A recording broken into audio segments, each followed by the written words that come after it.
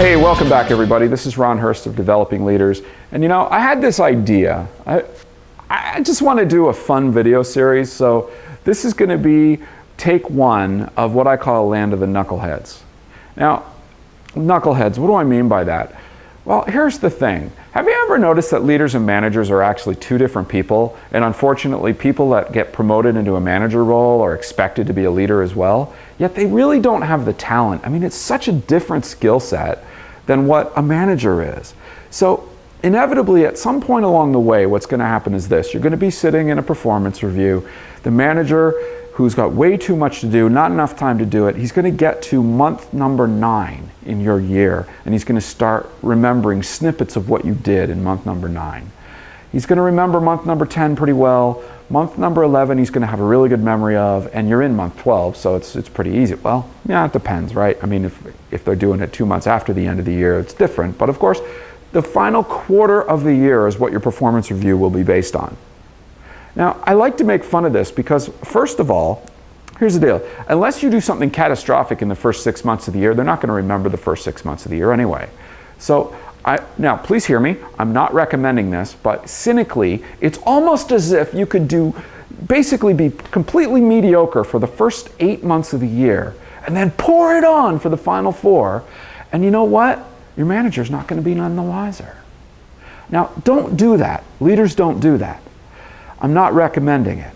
What I'm saying is the performance management system in your organization probably doesn't work very well anyway.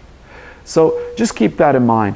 My goal to you is the best way to give feedback to your manager is to perform. And it's also the best way to do it, to get a great performance review, by the way. Just perform. Hit all of your key performance indicators. Develop yourself to a high level. Never stop learning, never stop growing. Make sure you're hitting all of your KPIs, your key performance indicators. Now, when you get in that performance review, inevitably, you're going to work for a knucklehead, I'm sure, and that knucklehead's going to say to you, all right, so what are your strengths and what are your weaknesses? Your weaknesses, really?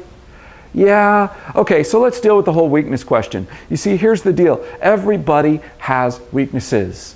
The reality is that if you think about a normal distribution with a center point and people that are above average and people that are below average, at least 50% are below average. So all of us have weaknesses. The only question is, what are they?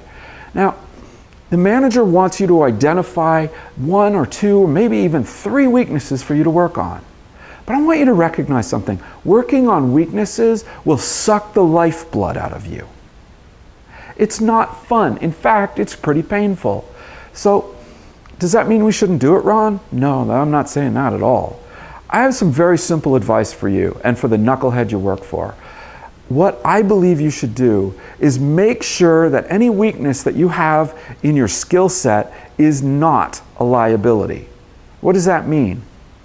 Make your weakness mediocre. Get to mediocre. You see, it won't drain the lifeblood out of you to get decent at it, but it will drain the lifeblood out of you if you're trying to go for stardom.